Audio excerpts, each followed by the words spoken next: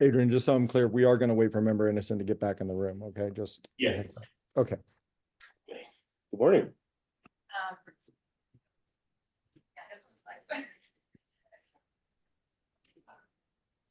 Is that Member Gonzalez? Good morning and Happy New Year. It is. Okay, we've achieved quorum a different way.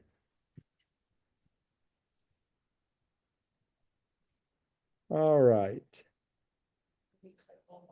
With that, we will go ahead and call this AVA Community Energy Executive Committee meeting to order. Today is Wednesday, January 8th. It is 9:04 a.m.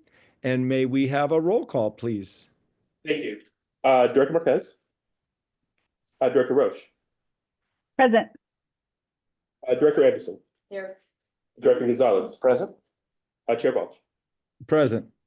We have a quorum. Thank you. Just for my other members here currently, as we know, we lost our executive committee chairperson and did not have a vice chair at the time.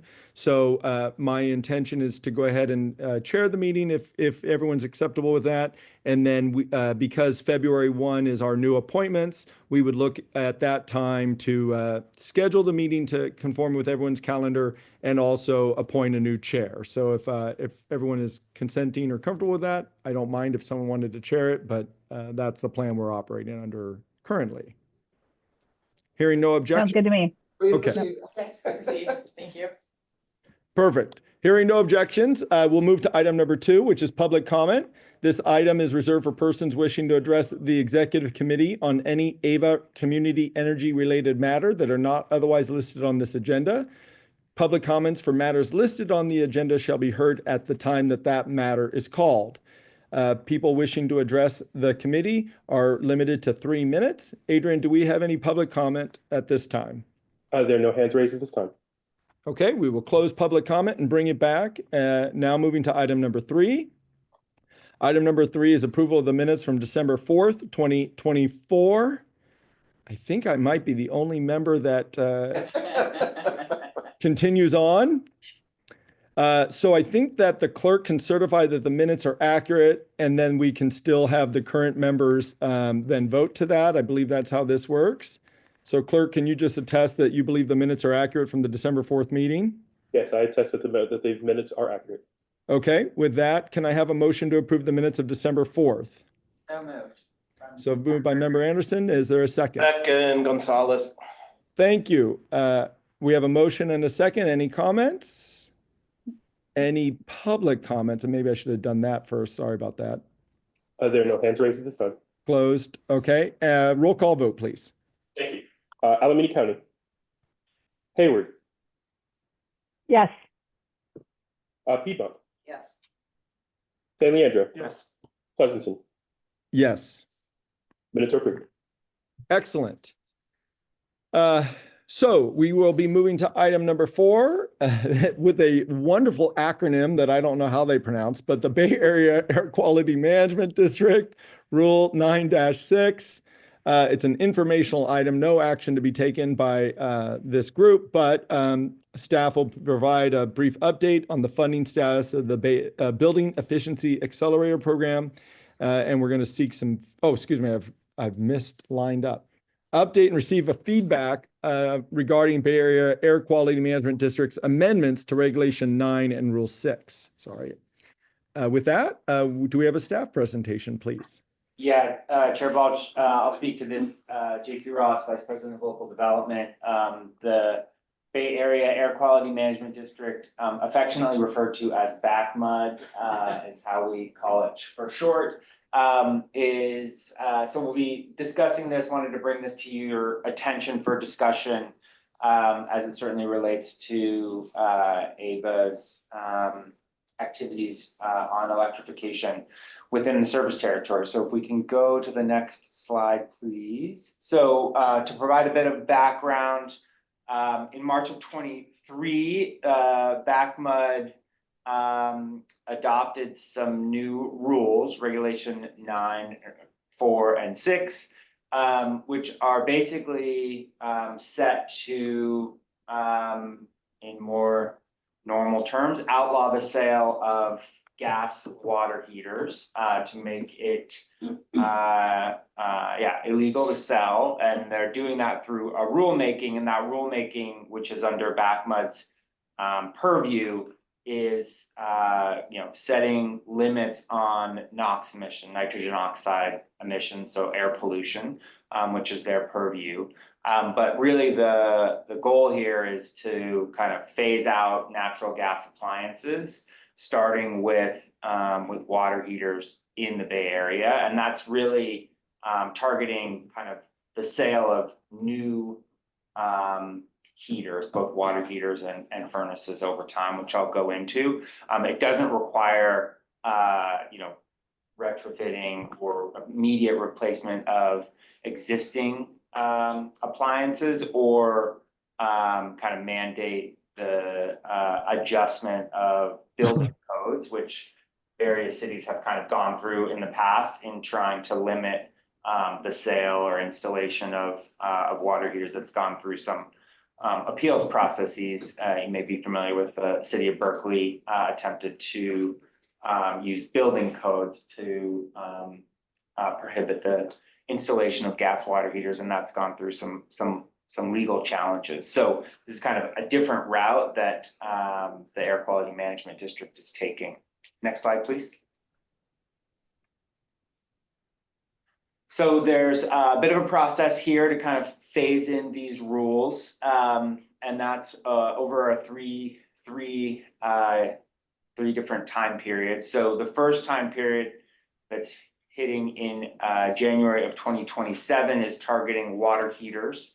Water heaters less than 5,000 BTU. So that's kind of on the small to medium size water heaters. We'll go into the detail on this on a little bit later. In January of 2029, the rule would expand to furnaces, so space heating appliances.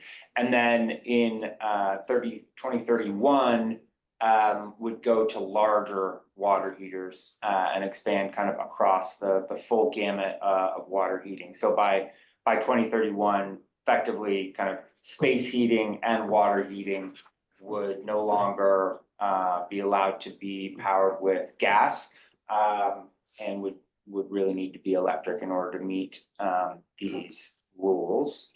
And there's been a successive kind of period of research and reports from BACMUD staff to the board over this time period, as they've been kind of documenting some of the opportunities and challenges with implementing these rules. And so the board of directors is continuing to hear feedback from staff on these plans. Next slide, please. So just in December, just very recently, 2024, the BACMUD staff presented their latest findings on the rule implementation related to the 2027 smaller water heater implementation timeline. Received quite a bit of public comment, and we'll be continuing this process, even in 2025, and returning to the board in the second quarter of 2025 with any updates, kind of addressing some of the key comments and concerns proposed by staff. And that's why we want to bring it to you all now for awareness and discussion. Next slide, please. So a little more detail on the 2027 rule implementation. This is, as mentioned above, focused on water heaters less than 75,000 BTU. More commonly, people think about water heaters in gallons. How many gallons can a water heater store of hot water? So this is really for tanked water heaters that are 75 gallons or less. So really water heating in the residential environment for the most part. Again, this rule would come in January of 2027. It doesn't include larger water heaters or gas tankless water heaters. or the kind of centralized water heaters that are found in multifamily or commercial buildings. And so the alternative that this rule is really set to accelerate is heat pump water heaters, which offer the best solution for compliance for both from an operating cost perspective. There's also kind of the traditional electric resistance water heaters. Those use a lot more electricity, so heat pump water heaters operationally are much less costly to operate. But electric water heaters, by and large, would become kind of the water heating fuel source in order to achieve this rule. Next slide, please. So there's been, there's been a lot of public feedback, a lot of discourse around the impacts of these regulations. Certainly the equity and affordability is a key concern. Heat pump water heaters, they cost more upfront. They can cost more to install than a water heater, a straight swap, because you're changing fuel types. So you need to go from the existing gas supply to an electric supply, and that certainly has cost and time implications. And when we don't have hot water and we don't have hot showers, families tend to get frustrated with each other. I can attest to that, having gone through a couple water heater replacements. So the affordability of this rule is certainly a challenge. The operating costs are another one. So gas, it is a climate pollutant and increases our greenhouse gas emissions, and it is a cheaper source of electricity for heating. So heat pumps are efficient, but with the cost of electricity, and certainly with the cost of electricity increasing, even though heat pump water heaters are far more efficient on a kind of a BTU or unit of electricity into unit of heat out, the cost considerations are certainly not to be underestimated. There's also kind of the edge cases, data analysis, like edge cases are, what are the situations where it just becomes really impossible to install a new system, a new heat pump water heater, and replace a gas system, and how do we manage for that so that people don't get caught in kind of an impossible situation where they can't get water heating into their home. The enforcement and compliance is something that the board, that the BACMUD is concerned with. It's why they're really, I think, kind of leaning into the all or nothing policy. It becomes really hard if you start building exceptions to manage compliance, because their mechanism of compliance and enforcement is like no water heaters under 75 gallons really available in any stores. And so as soon as you start to build kind of exceptions, then that becomes kind of the camel's nose under the tent, where installers, customers will just find ways to always use the exceptions in order to get an allowance to install a gas water heater. And so it's really, I think, why trying to limit BACMUD is really trying to kind of limit the number of exceptions, because that's a slippery slope. As mentioned, the space and installation challenges that really reflects back on the cost and time of replacing a water heater from gas to electric, presents a challenge for families trying to achieve this rule. And then what are the emerging technologies that are kind of make the implementation of this type of rule easier? Is 2027 the right time to do this? Is it later?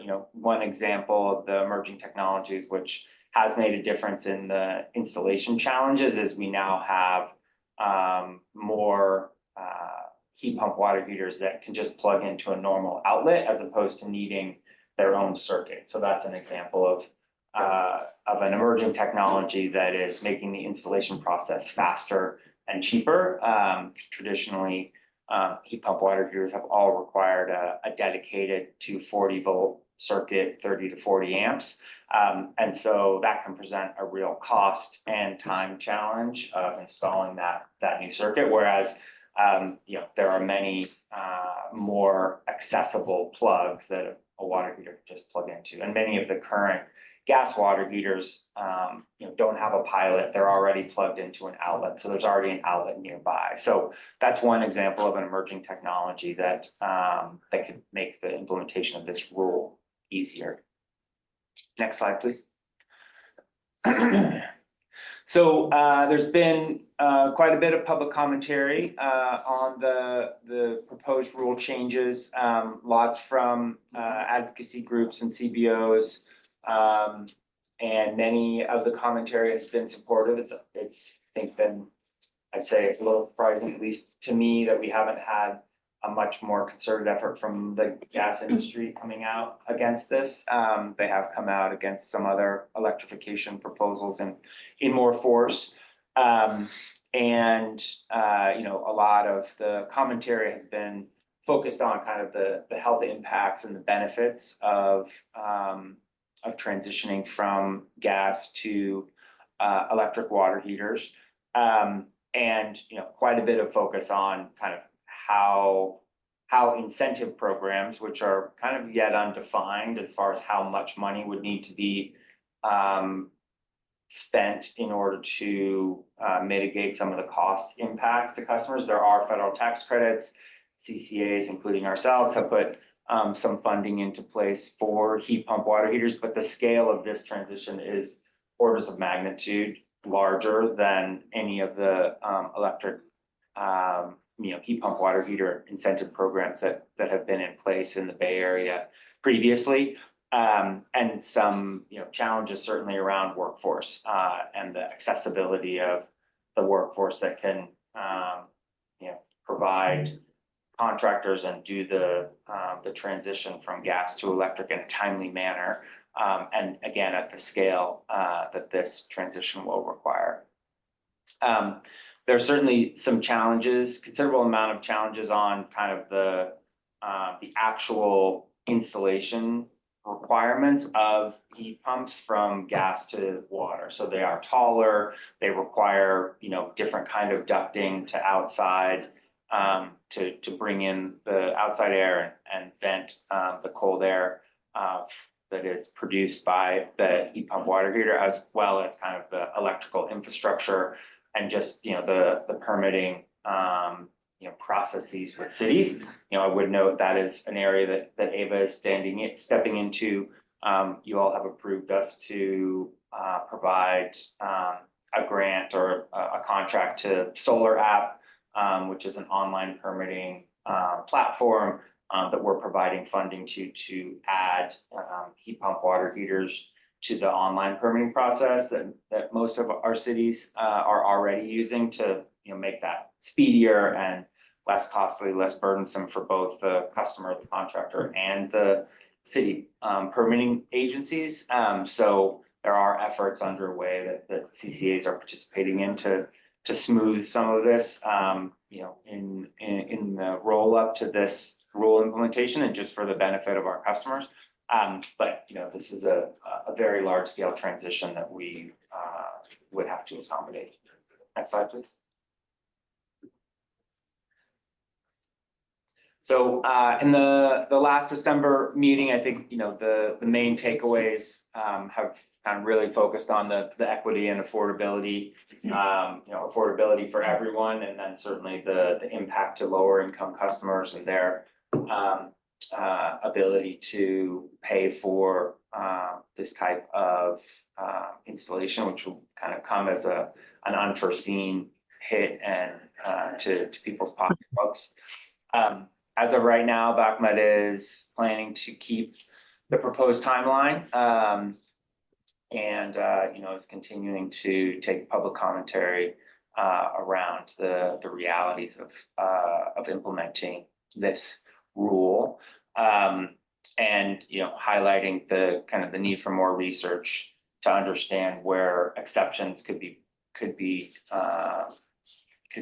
required to mitigate some of the edge cases that could really put people out if they need to replace their water heater. And I'd say, you know, there is a kind of a significant expectation of CCAs, and this is where really I think I wanted to bring this to you all for discussion. You know, there's an expectation that CCAs are really the messenger here on how this rule is going to be implemented. So that puts some onus on us. Next slide. So the Bay Area CCAs, you know, really across the board have been involved here with Backmud. We've had regular meetings that Howard and Dan on our team have been participating in, kind of a working group of the Bay Area CCAs to understand, you know, how this implementation is expected to roll out. And you know, we aren't directly involved in the rulemaking itself, but outside of being kind of public commentary, but we do have kind of leadership to leadership discussions on these rules. And so, yeah, we're thinking about what this means for us and our customers. Next slide, please.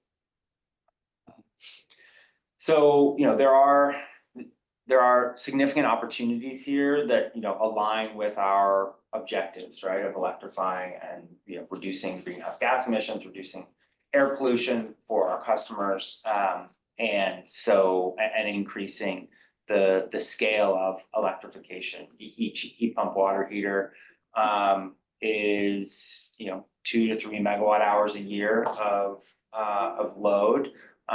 So it's like a third of, you know, an existing household. So there's, you know, more electricity that will be flowing through the system, more electricity that AVA will be providing from renewable sources. It is a significant, you know, natural gas combustion is a significant source of GHG, NOx, and particulate emissions throughout the Bay Area. And, you know, there's a lot of existing water heaters that are, you know, emitting these pollutants.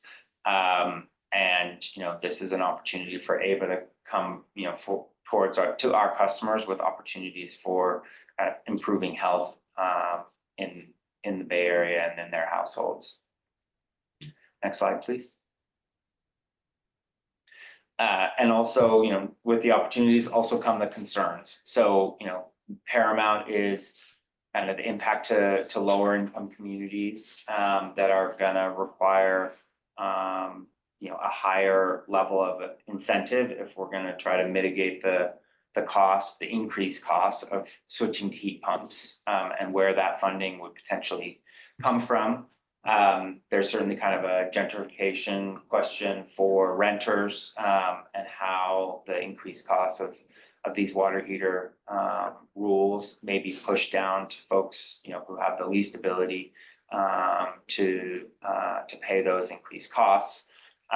Energy affordability, you know, is a question both, I think, at the micro scale, like for an individual family that is installing a heat pump water heater, what's the impact to their bill? And does that, you know, go up, stay the same, go down, as well as kind of the grid impacts of this much electrification coming into the market quickly. And we're seeing a lot of cost increases on the transmission and distribution side from PG&E just in order to provide all the electricity. And so you know, is the grid ready for this level of new electrification is certainly a question as well. There's additional question of kind of the subversion question. So how much of this work is permitted? We know that a lot of natural gas water heaters are not permitted now. And does this create, you know, more of a desire, you know, to avoid the permitting process on the electric side? And also, you know, somebody can drive to Tracy or drive just outside of the for our customers, or drive just outside of the Backmud territory, buy a gas water heater, bring it in and install it. in order to avoid that, and how much does that accelerate, unpermitted and potentially less safe work. And certainly we're concerned and aware of, if we're going to be expected to provide incentives to mitigate the cost impacts, where does that come from? And we don't have the budget to be able to do that for all customers for this entire rule making. So there's been work that SVCE, Silicon Valley Clean Energy, has really been working on. It's been helpful to think about what are the other kind of federal and other costs, incentives that we may be able to bring in, state and federal, that could be compiled to help mitigate those increased costs. Of course, the new federal administration, may bring some of those potential federal dollars into question, but there's a big funding gap, and just kind of a lack of community awareness. So who's the main messenger for this, and how are people made aware of this rule, and how it's come about, and what are the opportunities to meet the upcoming regulations. Next slide, please. And some additional concerns are just how do we mitigate, or how does the rule create space to mitigate against installation of water heaters that are where there's just not a heat pump technology that can meet that space or situational situation in the household. As well as kind of really small water heaters where there's just not a heat pump alternative. These are some of the things that we've been able to identify through the work with other CCAs in our own territories.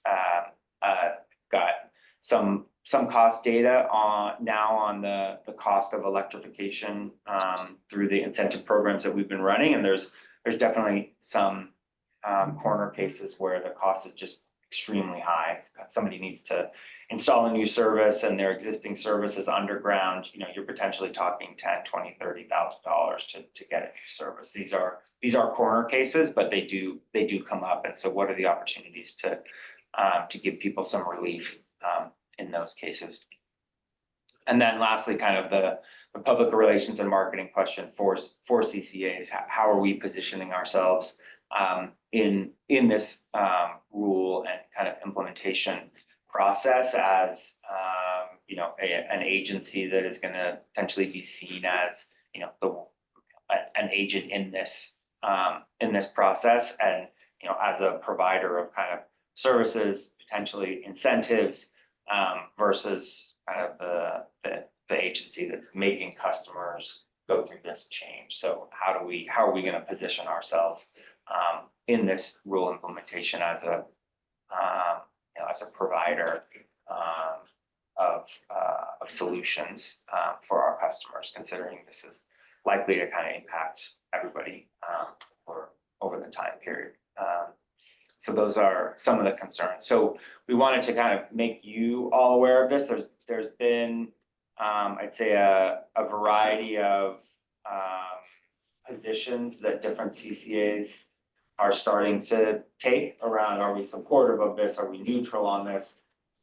No one really has wanted to come out and oppose this from a CCA perspective. Like broadly, this helps to meet our objectives. We're really, this is something that we want to support and want to help to implement, but it does come with some concerns from an implementation perspective that we really want to be considering and have an opportunity to kind of discuss with you all as we go into this next stage of really contemplating implementation of these rules with BACMUD and with the other CCAs that are within the service territory. So that's all we have for discussion. Hey, JP, before we turn it back to Chair Balch for discussion and commentary, I want to just chime with a few additional thoughts from my end. Was there anything else you were sharing here? No, that's the last slide, Howard. Great. Let me just take a couple minutes to give a little bit more context and background from my perspective. As JP noted, we are not formally a party to this rulemaking. So obviously this is an air district initiative and it's been long underway for some time. And there's a, a bigger, broader process to discuss that amongst the air district members. Obviously, our GAPA members within Alameda County are members and participants in the air district. I believe our only AVA board member who is an air district board member is Mayor Gonzalez. And so he certainly has more familiarity with this and everything that's happened, perhaps than some of the other folks here, but certainly your fellow city council members are likely participants in the air district rulemaking process as well. As I noted, we're not formally a party of the process. It has been a very collaborative effort and process with the air district over the last year or so.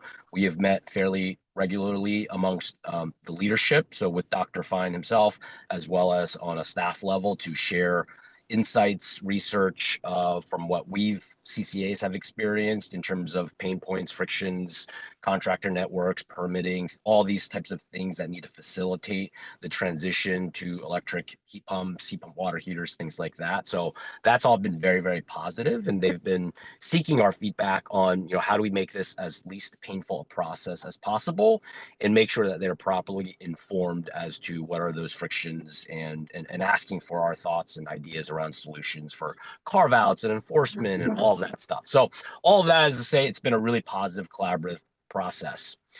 With that said, also, CCAs have very mixed perspectives on this. I would say it kind of spans the spectrum of very, very supportive, proactively supportive, with some CCAs having their own CCA board members who are a party and board member to the air district saying we want to be vocal and out there supporting this thing and best enabling this to be as successful as possible. And on the other side of the spectrum, there are also CCAs saying we are deeply concerned with this, the customer experience, the risk of our sort of brand and name as sort of the messenger being hurt and tarnished in this process. And so I think there are CCAs that are saying, we want to be really more arm's length in this process. Obviously we don't want to hurt this process, but we don't want to be directly associated with this process because it is likely to be really painful and our customers can opt out of our service. Your own residents and businesses are not opting out of your city per se. So there are different types of risks that CCAs see in this process. And so it runs that sort of that spectrum of a lot of direct support to a lot of reticence and hesitation.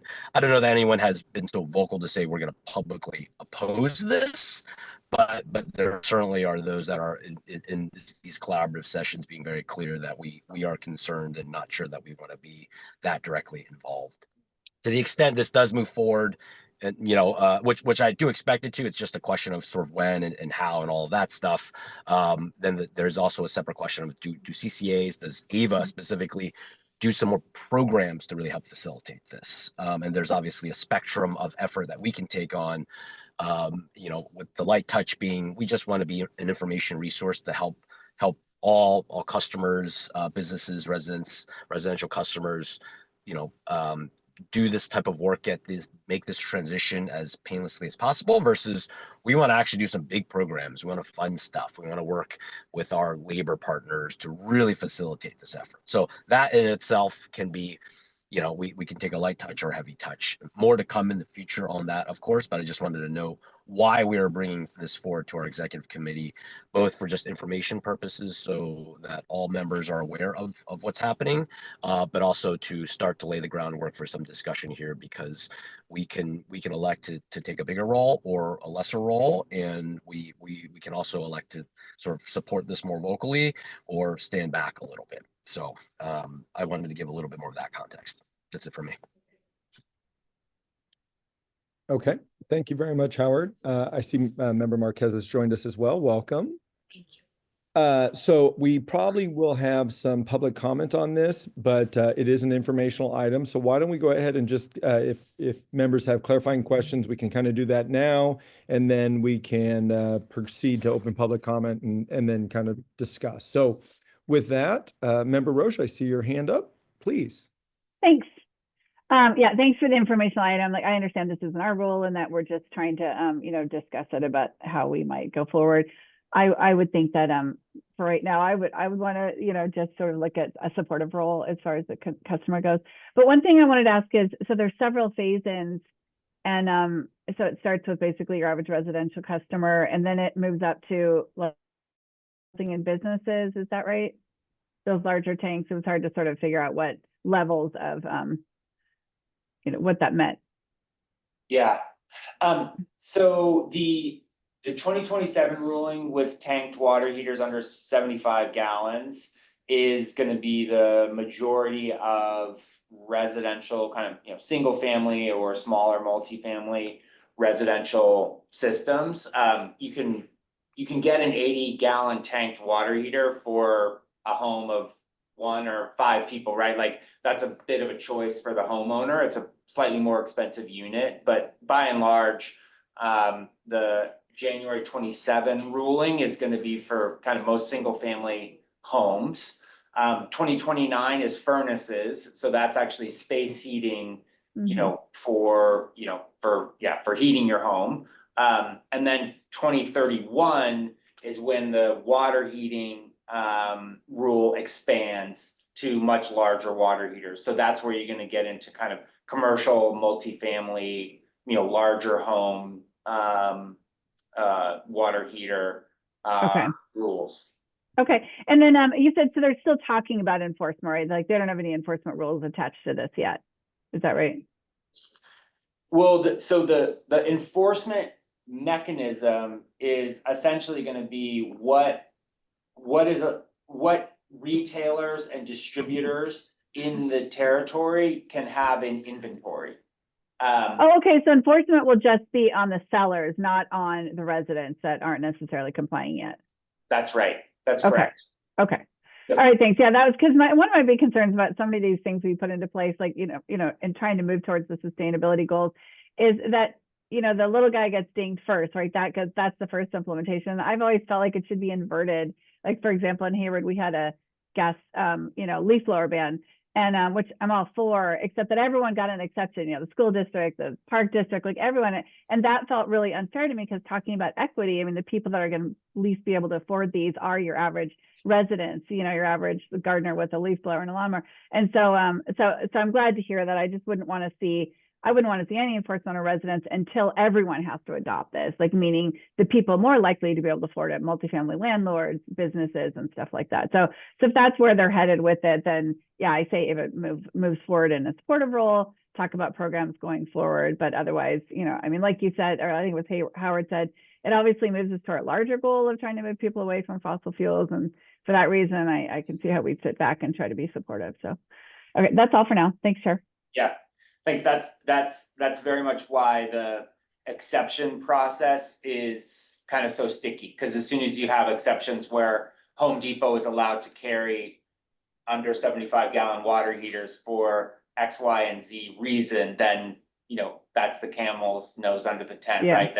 Then the installers are like, oh, customer X, just say this costs you more than $1,000, or it's going to take more than 10 days. Like, once we do that, then we can go to Home Depot and buy the 60-gallon water heater. So that's the challenge there, when like it's a blunt instrument of no water heaters being available at the retailer. So I think that's one of the things that the backlight is kind of wrangling with from an enforcement perspective. All right, thank you. Excellent. Thank you. If members in the room, if maybe one of you could help me if you have any additional clarifying questions at this time. Yes, I do. Please. Chair.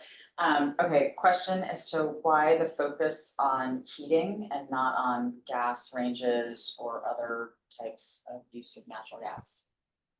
Yeah, so that's a good question. I don't have the answer as to why Backmud is focused on those versus, there are other natural gas uses, certainly cooking, dryer, gas dryers are kind of the other two main elements here. I think they tend to be appliances that are probably, I think it's probably just on the kind of the overall natural gas use from those being higher from a volumetric perspective than dryers.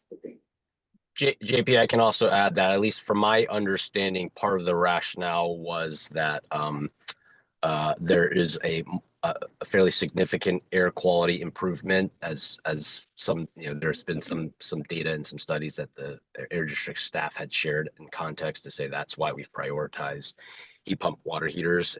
And from a decarbonization perspective, heat pump water heaters are more impactful than, say, induction cooktops.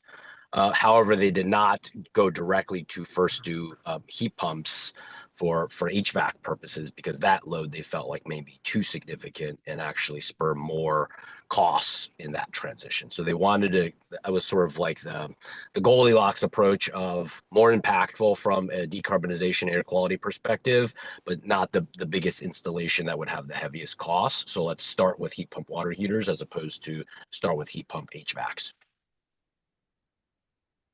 And then, if I may, I'm also concerned about the equity issues, because when your water heater goes out, you may not have the ability to pivot and comply.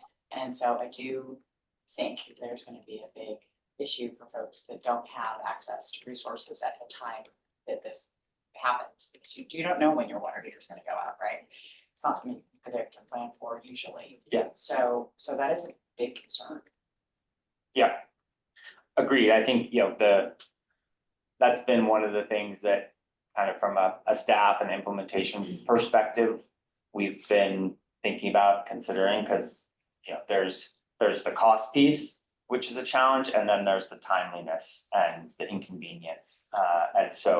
And those are intrinsically tied, right? Like, projects that take much longer also cost more. So one of the things that we've been thinking about, and that's why we are putting some money towards solar app, is like, let's do some concerted efforts towards reducing the time burden, because that is going to have a cost benefit. If and we've thrown out different kind of gold stars of like, if 80% of water heaters could be installed in less than 2 days or less than a week or something, like, how do we put a target out there for speed? Because speed is something that we can help with, that our cities can help with from a permitting perspective. Like, how do we make this quicker? There are also questions around like availability. My own heat pump water heater experience, like finding a heat pump water heater that's the right size, that is within a drivable distance, that I can pick up, today or tomorrow in my failed water heater, replacement process, like that presents its own challenges. That will start to resolve itself once a rule like this comes into place, because now like Home Depot has to have heat pump, their floor space is going to be heat pump water heaters versus gas water heaters. So some of those challenges will start to emerge, but it's definitely an area that we as CCAs have been focused on, kind of what's the timeliness, because that inconvenience factor is huge and it has cost implications. But yeah. And Chair, if I may ask one more Yes. comment question, which is the cost differential of operating the appliance. Currently, electricity is more expensive than natural gas. I don't know what the projections are out into the future. But is there some concern that if the CCAs really get behind this in terms of marketing and promoting, then it looks like we're somehow being self-serving, because we do not provide natural gas, we only provide electricity. So that is also a concern. Yeah, it is. It's an area where kind of programmatically, I think it's an opportunity for CCAs to step in and provide kind of solutions. So heat pump water heaters there's a pretty wide distribution of their operational cost impacts, which are largely related to how they're operating. And so many of them get installed and the installer just comes in and puts them in electric mode or puts them in hybrid mode, where they can be electric or heat pump, or puts them in heat pump mode. And then there's also, are you setting them up to operate so that they're, getting a lot of hot water prior to the peak time periods? And in those cases, they can be cheaper to operate. But if they're set up improperly, then they can't, then they're gonna cost more. And so similar to the, the smart home charging program that we're putting in place for electric vehicles to help EV owners kind of automatically manage when their EVs are charging, that reduces the cost of operating an EV. There's a programmatic opportunity there that we could contemplate, like how do we create a good heat pump program that, allows people to operate their heat pumps for less. That'd be great. But, there's a lot more management that goes into that than there is with a set and forget gas hot water heater. You plug it in, there's no time of use impacts to when you use gas. So it's a simpler experience. The operating costs are something that needs to be more heavily managed. I would imagine most customers are a set and forget kind of mindset. These types of appliances. I certainly would like to be, but I'm not in my current heat pump experience. Thank you. Okay, any additional questions by members? Yeah, Member Marquez. Thank you, Chair Bulge. Just wanted to have a better understanding about how we got here. Can you give me, I know that the decision was made in March, but is this something that was taken up by the board over a year period of time? Just trying to get a sense of how long it took to land on this decision and if it was unanimous, because it seems extremely challenging to implement. So just want to have a better understanding of how we got here. Of the Backmut board. Yeah, if staff or anyone has any insight. Yeah, I can help you. I don't want to put you on the spot. Anyone. Yeah. The short version is it took a period of time. Yeah. The decision was not unanimous. It was, I think, heavily yes with qualifications. I was being one of the yes, but people. There's extensive commentary for me that you could go and review about transition and equity and all these things. I think that the board remains cautiously optimistic. I think that the right characterization, there was a heavy emphasis on providing a market signal. Like this is going to happen eventually, whether it happens in 27 or 28 this is the way the world is going. And so a lot of emphasis on market signals. Is there something else? And then, that's helpful. And can you give me a sense, 6 months discussion, year long? Prior to, this came soon after I joined the board, it was my sense that it had been in the work for several years. Years, okay, that helps, that's what I was. Okay, and then whose responsibility will it be to inform the public about these changes? Yeah, so I think the responsibility of the rule is Backmut's rule. I think the question of who needs to inform the public is, I think a broader kind of community discussion of who is the customer gonna look to answer their questions around this. So I'd see this as something that will fall to CCAs, it's gonna fall to city permitting agencies, it's gonna fall to the folks at the pointy end of the spear. Contractors are gonna be getting asked all sorts of questions of like, why do I need to change this out, right? They're the ones who get called when a water heater fails.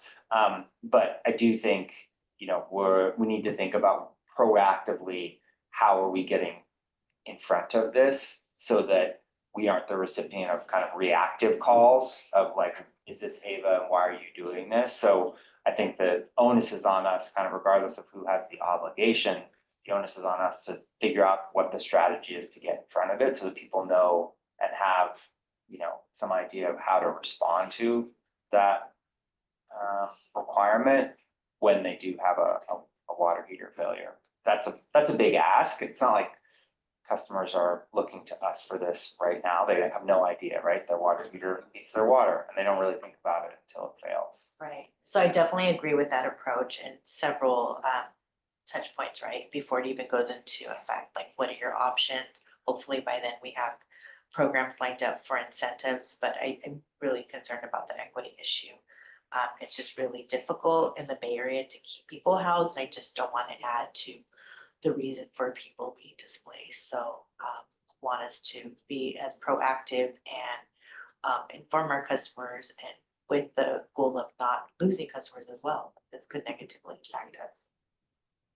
In terms of them opting out. Yeah, can I ask a follow-on question? So I'm wondering why this is falling to Ava and other CCAs and not to utilities in general?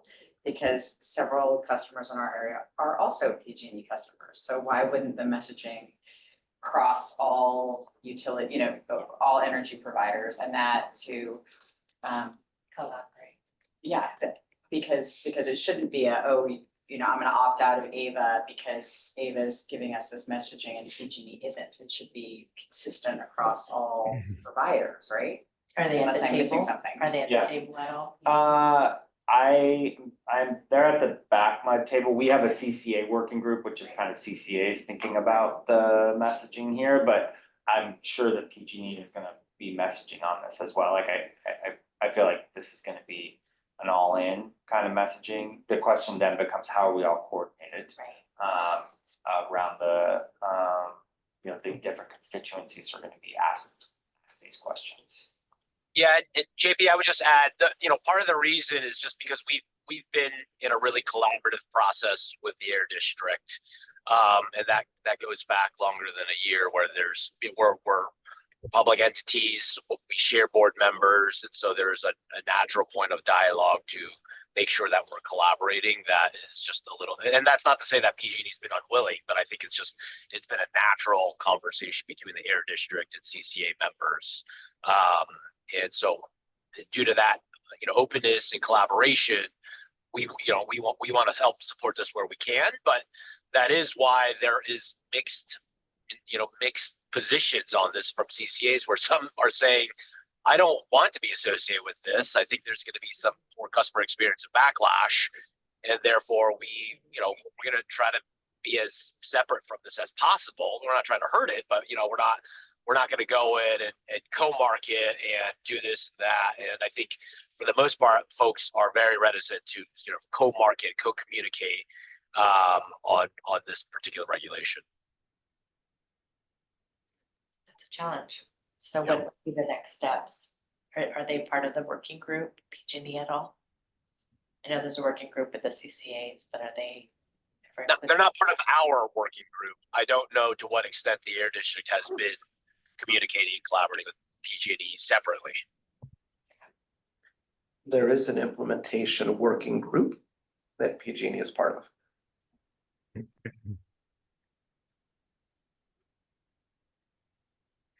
Those are my comments, just things to consider. Thank you, Chair. Okay, any additional clarifying questions from members in the room at this time? Okay, I just have a few clarifying questions as well before we open the public comment. So to member Marquez's kind of line of questioning related to the Air District's process, I guess I just maybe would like to ask, there must be a presumption, I mean, obviously I'm not involved in it, so there must be a presumption that the health benefits presumably greatly outweigh or are significant for the Air District to proceed on this path, right, JP? Yeah, and I think, the Bay Area also has, air quality, poor air quality, and this is where the Bay Area Air Quality Management District has some, regulatory purview. And so is implementing rules in order to improve the air quality, based on that, on that regulatory oversight. Okay, my next question is the 75,000 BTU, which is approximately 75-gallon water heater that you mentioned. So maybe the beauty of being virtual is I was able to go onto Home Depot's website while we're sitting here, and they're selling a 75,100 BTU water heater. So that's exempt, right? Correct. They're also selling a 76,000 BTU. So they've got an entire realm of water heaters that are on the larger size, obviously 75 gallon, that will still be on the market, I guess. Yeah, that's correct. And I think that is an example of, the market. I don't know if that was responsive or just where the line was already drawn for those water heaters as is, but yeah, the larger water heaters are gonna be exempt, and I would fully expect that a lot of people are just gonna upsize their water heater as a, you know, their gas water heater as a means to avoid the rule in 2027. Okay, and so that's exactly where I was going. So that's the question line. So stay on that. And apologize for my ignorance here, but is efficiency of BTU water heaters similar to what like miles per gallon that we are more commonly familiar with? Is there requirements on manufacturers to have efficiencies in water heaters, BTU elements when they stay on natural gas or propane or any of that? Yeah, I am not sure on the natural gas side. I'm more familiar with the electric efficiency requirements than the gas. I mean, traditionally gas tends to be you know, fairly efficient, but the heating efficiency of gas is less than electricity because you just got off gassing and such. So I do not have an answer for you myself. No, you lent me enough with that, so thank you. Okay, so that concludes my questions, I think, this time. If there are no additional questions by members, we will open it up to public comment. Are there any members of the public wishing to address Ava on item number 4 at this time? Yes. Jim Lutz, recognized for 2 minutes. Thank you. Just a quick question to member to abolish efficiency requirements on gas water heaters. There are federal efficiency standards on water heaters, and the efficiency standards below 75,000 BTUs and above that are different from and lower than those, or the ones below 75,000 are higher than those above 75,000. So there's already a reason for making the larger than 75,000 BTU per hour ones. And it'll, as JP says, it'll just get worse. My questions on this, on the topic are, is Ava making any changes on plans to account for this expected load? And then sort of on the equity issues, has there been any discussion or plans to offer customers on-bill financing to be able to do this? Maybe offer on-bill financing in exchange for requiring a permit and letting AVA make sure that it's installed correctly, or maybe included in a virtual power plant scheme so that AVA could make sure those heat pump water heaters aren't running at our peak time. And then finally, there is a lawsuit against South Coast's Air District's equivalent rulemaking going on from the gas industry. So a couple questions and a couple comments. Thank you. Thank you. There are no further hands raised. Okay, I'll close the public comment and bring it back to the members. I don't know if staff wants to try to maybe address some of those questions.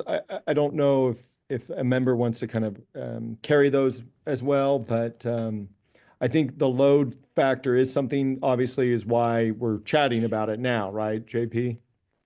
Yeah, I'm happy to take on those responses. So as you're all aware, you know, we go through our IPER process, our kind of planning process for the resource and IRP. So the resource plan that looks out for 10 years. And the local development team works closely with our power resources team on forecasting new load that we expect to come in. So that includes electric vehicles, it includes solar and storage, it also includes heat pump, both water heaters and furnaces. And so we've made our kind of best guess at a an expected implementation rule effect of water heaters from these two rules in our kind of long-term planning process. So that helps us, do long-term planning with respect to load. And the closer we get to that, the firmer we'll have assumptions around those, the water heating load that comes into place. And we do have incentives right now that we've provided to stop waste for heat pump water heaters. Again, those are in the order of a couple $1 million that we provided to stop waste for a $1,000 incentive that's been stackable with other heat pump water heater incentives. The scale of the impact of this implementation is much bigger than that. So we have to think about how much would we want to be providing incentives if incentives are the mechanism that we use. We do have our smart home charging program, and we've contracted with Lunar. OptiWatt's our smart home charging electric vehicle kind of VPP process, but Lunar is a company that has the ability to add other types of electric load. And so that has been part of our longer term plan of contracting with them, is what are the other types of appliances that we would be rolling into kind of a managed charging framework to help people control those costs. So we are building the foundation to be able to add new appliances and new programs to help customers manage those, manage the electricity for those appliances. Okay. All right. Thank you. All right. So member comments, we'll bring it back to the board for comments and additional questions. And You should go first. Okay, Chair, thank you. I've got a couple of comments. I do want to be sensitive to anything that looks and feels and sounds like BACMed is working to reduce greenhouse gases or phase out natural gas. I'm choking up over there. I think anything that we say and do shouldn't refer to that. And we can talk about that later if you want to talk about it later. I think that as a board, our primary focus areas should be the impact on demand and what on earth that's going to mean for pricing, acquisition, decisions that we make about, do we build our own projects? Just making up numbers, right? 400,000 customers that might be eligible for this because of where they sit, 7% elimination or, turnover rate per year on these things. We're talking about 28,000 customers. What's the impact on load?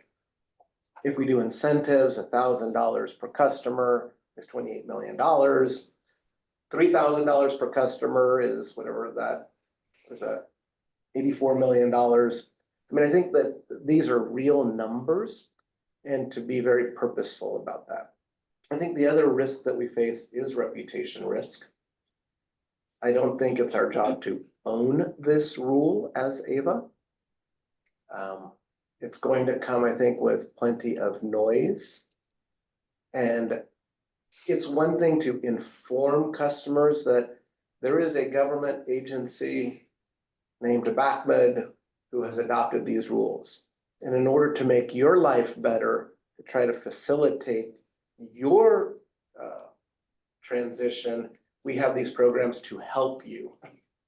I don't think that we want to own the decision in any way, because I think it just there's too much risk that we don't need to bear.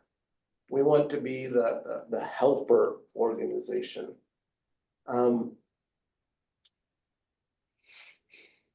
I think even something as simple, and I put like 2 stars on this one, you said there's significant impact from improper setup.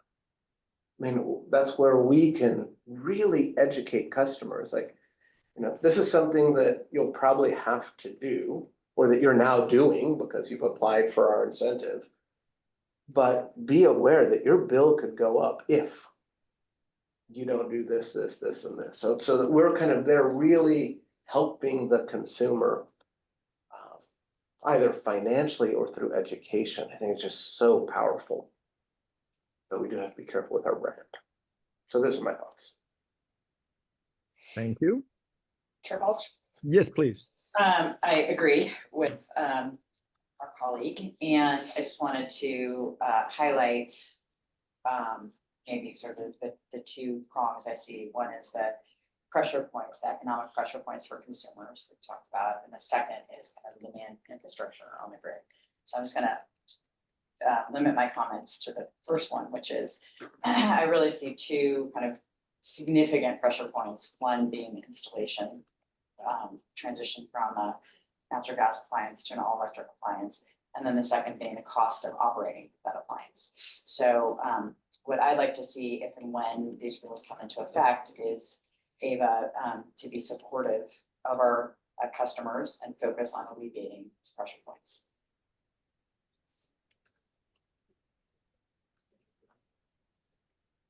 And those are my comments. Okay, sorry. It's a little hard to see you guys on the little screen. Member Marquez.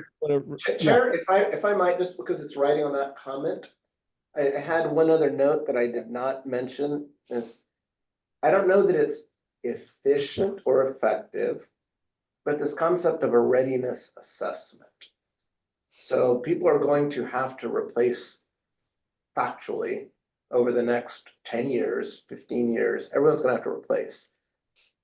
But reducing the risk, again, focusing on the consumer to reduce their risk. Do you have a $3,000 problem? Or are you sitting on a $20,000 problem? And just helping reduce that uncertainty before the moment of crisis, when they turn on the water to take a shower and it's cold. Again, just being proactive. Anyway, Yeah. my apologies. No, it's okay. So my main comment echo the comments made by my colleagues. I agree with them, but I think for me personally, it's the proactiveness, not wanting to make sure that people are prepared for this. I'm very concerned that someone that is not knowledgeable, just being put in a position, what do I do? Oh no, there's no option. So the best that we can be proactive and provide accurate information and be helpful is going to be a priority for me. But I'll just put it out there, very, very concerned about this. I see the value in it. I understand why it's needed. But again, it's just the implementation that I'm concerned about. Not sure if we're quite ready. Yeah, appreciate those points, and certainly we'll kind of take them in as we kind of continue to digest what our position is on this and what, both on the rule as well as how we can support it if that's the position we end up taking We have to smooth this out. few more comments, JP, if we may, Yeah. please. Okay, Member Roche. Thanks. Yeah, I think I said it earlier and I agree with my colleague said. But yeah, I think if AVA takes a supportive position, whether that means programs in the future to help out with some of this, I think that's probably the way we want to go. Like, hey, there's this new rule out there. We didn't do it, but we're here to help because it all gets us to this sort of healthier, environmentally friendly goal. But as far I was just thinking, we were talking about when people would have to replace, because again, this rule is going to go to enforcement of sales, right? Because I've owned my home since 2009. I don't think we've replaced our water heater that whole time. So no one's coming into your home to take out your gas water heater, right? This is, if you have to replace it one day, and as far as I know, we're not changing rules that are, city ordinances that say, if you're transferring your home to a new owner, you have to replace your gas water heater, right? Correct. Okay. So yeah, so then I think we can maintain a supportive role, and as long as, we're not, again, like in our neighborhood, we have another issue. It's a 1950s neighborhood. Everyone needs to replace their old, sewer lines, but nobody does it because it's a $20,000, $30,000 job. And, there's no assistance for it or anything like that. So I can see people sort of just crutching along with their old water heaters as long as they can until they're forced to, that happens. So, this could go on for a very long time, right, before this actually significantly changes residential neighborhoods. Is that right? Yeah, I would say, yeah, there will probably be more focus on kind of how do you repair water heaters versus replacing them, when right now it's just, you know, a gas water heater, $600, $800, you know, and it doesn't cost that much to replace it. So when it has some point of failure, it just gets replaced. And so Yeah. I think these are the alternative mechanisms that will, you know, either install a bigger water heater or replace a faulty part that may not have been replaced before, as mechanisms to avoid, you know, the costly upgrade. Yeah, and as long as, you know, we're not, you know, and we're not supporting any enforcement of residents, and I'm okay with it. You know, I think, like I said, the larger users, businesses and large, you know, facilities, if we're talking about enforcement for them later on down the road, like I'd be supportive of that. But, you know, knowing how difficult it is for your average homeowner to come up with, you know, a couple $1,000s, whatever it is, it's going to take, I think I would just want to shy away from that as far as AVA is concerned. Thank you. Thanks, Chair. Okay. I'm actually going to pick up for my comments based on my constituents a little bit of where Member Roche led off. One of my general observations is that you don't know you need a new water heater until the morning you go to take a shower and it's not working, right? The pan is falling out, etc. I actually happen to replace a lot of water heaters in the business that I'm in quite often. So the impacts will be immediate and felt. And I would presume for the average water heater life cycle, 12, 10 years, we will see the transition over that period of time. So let me start with something here. I presume and give the benefit of a doubt to another public government agency that they have done a process, and public health is the primary concern for them to move forward with this rulemaking and process. I wasn't involved with it. But I do encourage strong education by the Air District to the area, because I think that's the only way that we'll build legitimacy in this, and the community wants to know. So I'm going to slightly separate from one of my colleagues here. I think there's a few things for me I want to highlight. I just read the cost of electricity is killing the green dream. It's been talked about. It's recently in our papers, and I think it's going against what AVA's goals and mission are. So I think we've got to continue to try to find ways that we can do what we can to you know, arrest the increases of energy costs.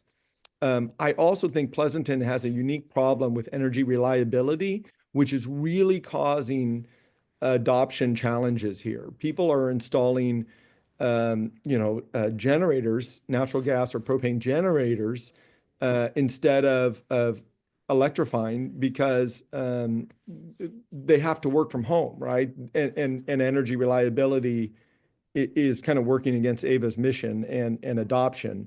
And then the other thing I'm really concerned with is exactly as Member Roche said, the concerns about the permitting hassles, installation challenges will likely lead to barriers for people to have adequate installations. And that will, I believe, lead to substandard, or could lead to substandard housing in the future. And I think we've got to be figuring out, to pick up on some of these, how can we as AVA get in there and reduce those barriers as best we can.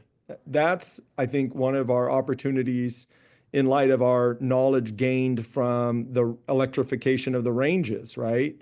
How do we make it where you wake up and today you don't have hot water, and, you know, maybe it's one day and you're able to get into this. And I am very worried about, you know, a lot of Pleasanton's housing stock was built in the 70s and 80s.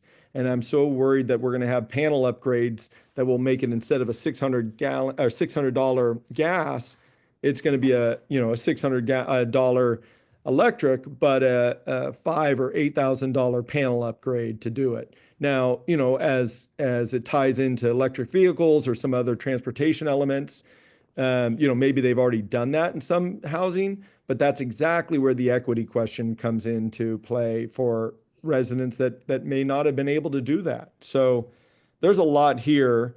I'm tepid on support, but I'm not trying to say not, but I think we've got to really encourage our I don't want to call it sister agency, but the Air Board to really make sure an education campaign is part of their rollout and process, so that people can understand why this decision has been made and where they're going. So I'll touch lightly. I don't know, Member Gonzalez, if you want to follow up on that. I don't want to speak out of turn on it based on the knowledge you have on that board, and trying to obviously show great respect to their process there.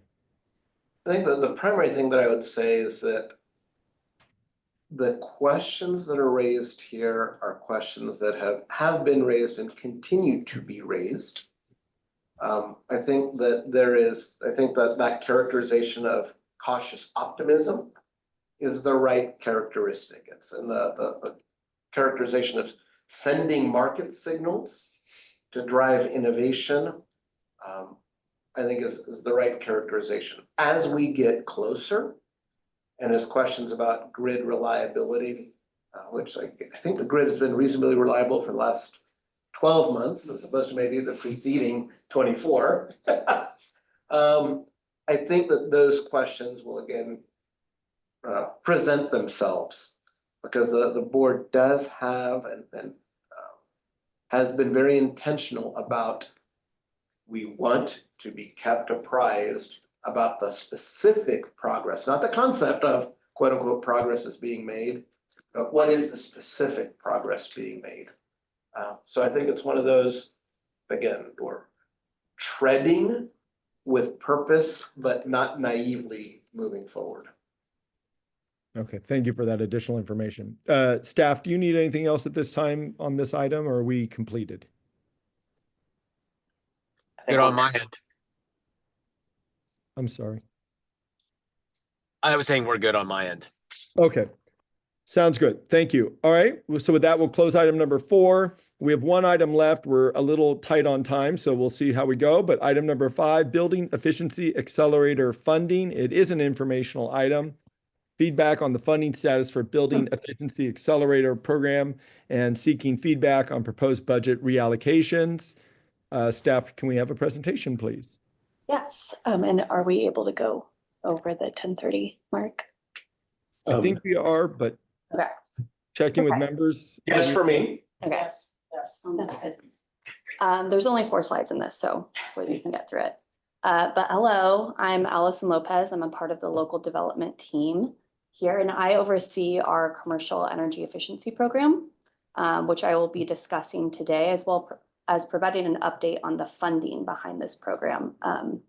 It's important to note that this program is not funded through AVA revenue. It's funded through the CPUC. So it's just something to keep in mind. We can go to the next slide.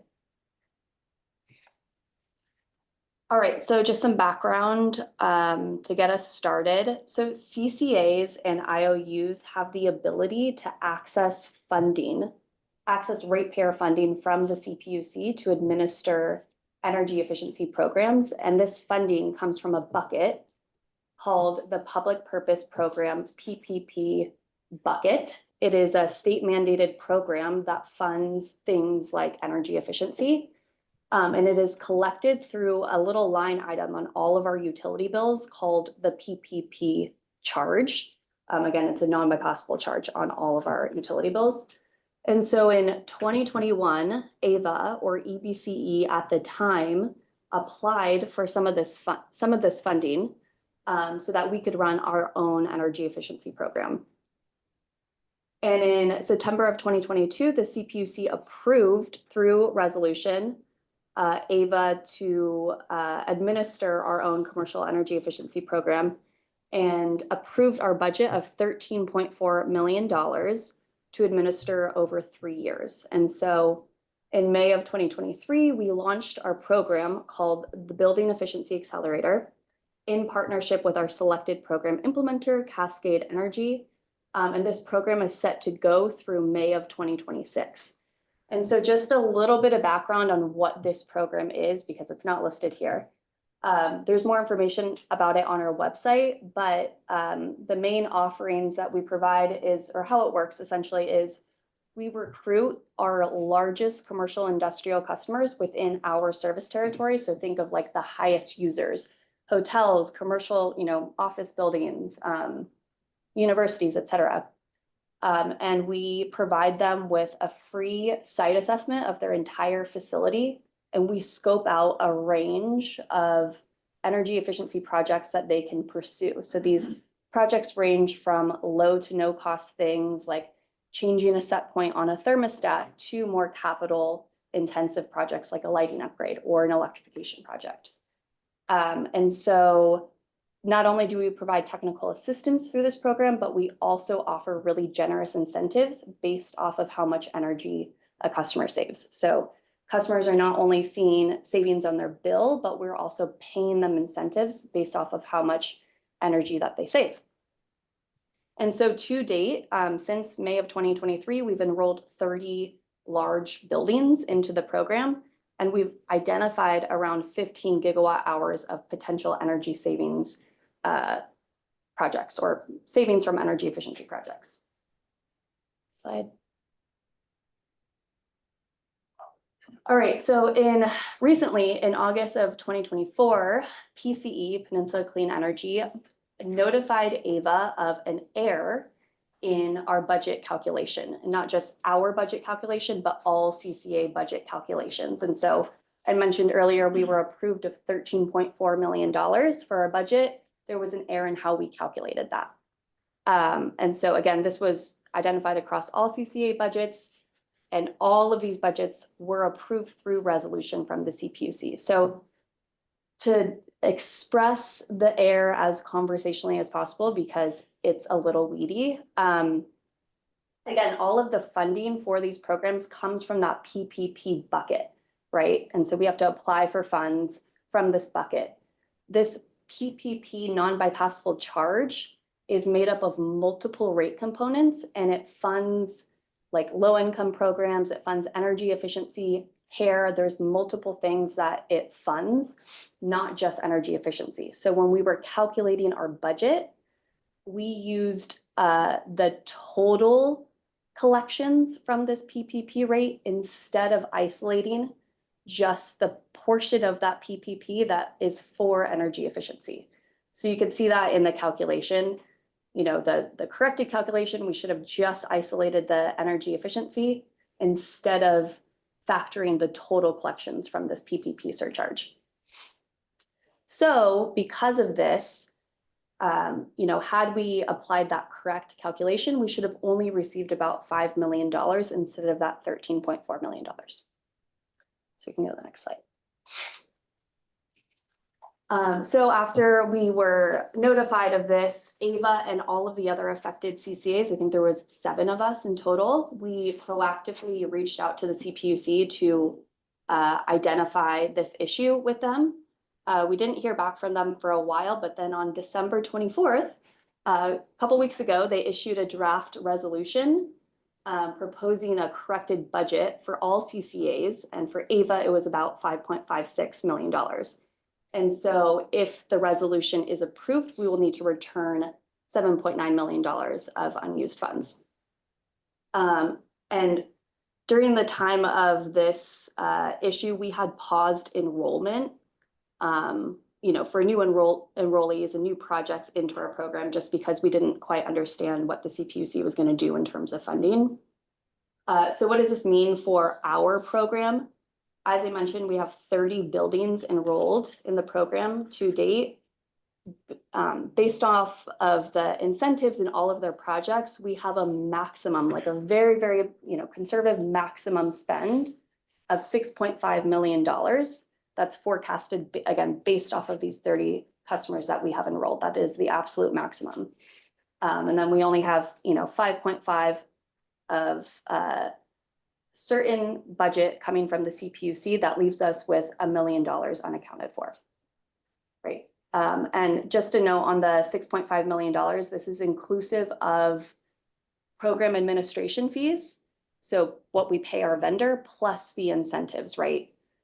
So it's all inclusive. Again, that is the absolute maximum that we could spend if all customers decide to do every energy efficiency project that we scope out for them.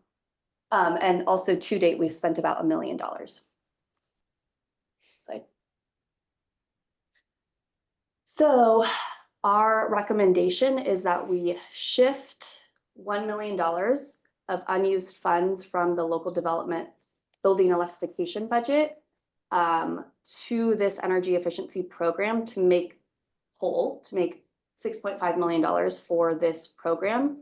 And the rationale behind this is because we have identified around $4 million of unspent funding from the previously allocated building electrification budget, which Annie and JP will talk more about the local development funding and budget in the next coming months.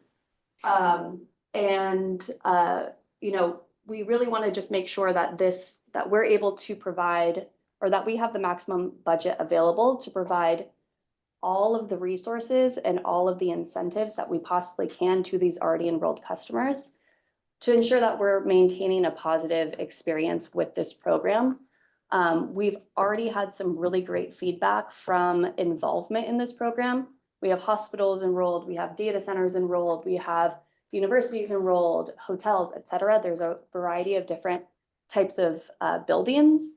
And this is one of the first touch points that AVA has had with a lot of these customers. And so we really want to ensure that they maintain, you know, a positive experience with this program.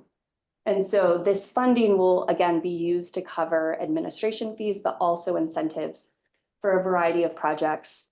And ultimately, the goal of participating in this program is to try to save customers around 10% on their energy bills, which is pretty huge for C&I customers specifically. So yeah, I will pause there for any clarifying questions. Thank you very much. I gotta change the size of my screen here a second. Okay, are there any clarifying questions by any members of the board at this time? Yep, Member Roche. Thanks. So I just want to ask, so did other CCAs have similar large disparities in their funding as well? Yes. All right, so it was sort of across the board. And then the allocation of the $1 million, that's a one-time thing, right? So that would just be one-time thing to get these 30 companies to at least to the full scope of what we wanted to do. Correct. With this program, and I think, right? yeah, and I think it's important to note too that, you know, the $1 million would be going to account for that 6.5 total maximum spend. I don't think we're going to use all of that, but it's just to ensure that we have the ability to support any and all projects that a customer is interested in pursuing. Okay. All right. Thanks. That's all for now. Thank you. All right. Any additional clarifying questions by members in the room? Seeing none, are there any public comments on this item? There are no, excuse me. There are no hands raised at this time. Okay, close public comment, bring it back to the board. It's an informational item. Are there any comments by the board members? Okay, I'll just maybe to efficiency, and assuming everyone is consenting to it. I mean, it seems like this is what it is, and it seems like staff is working through it. I did appreciate Member Roche's comment of it being one time, as we can see that. So I don't personally have anything further with it, but I appreciate the information, and I think the full board should be told about this as well, because obviously we're going through our budget process, or we'll be undertaking it soon. Okay, are there any additional comments by any other members? Seeing none, we'll close item 5. Got right back on track, hopefully. Item number 6, committee member and staff announcements, including to request to place items on the future executive committee agenda. Before I open it up or ask for some, I will just let members of the public know, as well as staff, that we may need to reschedule when the executive committee meets on a regular basis to accommodate members' schedules. And as I mentioned, we will put on to the February meeting, if staff could add it, the appointment of a chair for the executive committee once all members of the full installed AVA board are allocated to all subcommittees. And I will just say it probably needs to go on all of our subcommittees at that time. Okay, is there any member comments or staff announcements? I'm sorry, in the room, are there any? No? No. Okay, with that being said, we are now adjourned. Thank you very much. Have a great day, everyone. Thank you, Yeah. Chair. Thank you. Thanks.